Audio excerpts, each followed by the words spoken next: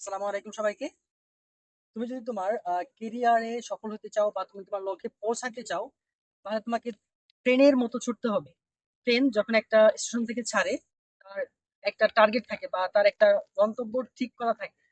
সে শেষ পর্যন্ত সেই গন্তব্যস্থলে পৌঁছায়।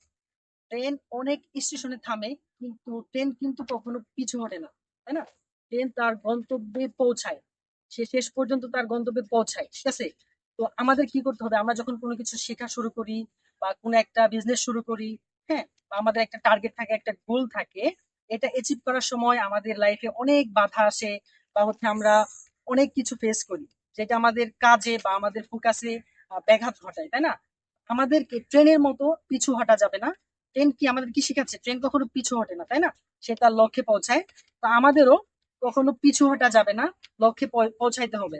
এখন একটা বাস্তবতা হচ্ছে কি, তুমি তো ভাবতেছো আমি রাত 3টা 4টা পর্যন্ত জেগে থেকে গার্লফ্রেন্ড বা বয়ফ্রেন্ডের সঙ্গে আমি আড্ডা দিচ্ছি, আমি কেরিয়ারে ভালো করব, এই দিবার স্বপ্ন দেখে বা এই ভন্ডামি করে কোনো লাভ নাই।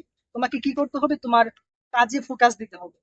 কেরিয়ারে ভালো কিছু যদি করো, তোমার লাইফে ভালো কেউ আসবে, তাই না? তো এদিক ওদিক আসলে সময় নষ্ট না করে তুমি তোমার স্কিল ডেভেলপ করো বা বিজনেস করো, তুমি যেটাই করো না কেন সেটাতে লেগে থাকো। লেগে থাকার কোনো বিকল্প নাই।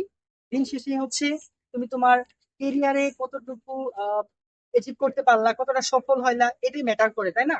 তোমার কাছে যদি টাকা না থাকে, তাহলে তোমার ফ্যামিলি বলো, তোমার আত্মীয় স্বজন বলো, গার্লফ্রেন্ড বয়ফ্রেন্ড যাই বলো না কেন, হ্যাঁ, তুমি তোমার স্ত্রীর কাছে দিন শেষে মূল্যায়ন পাবা না।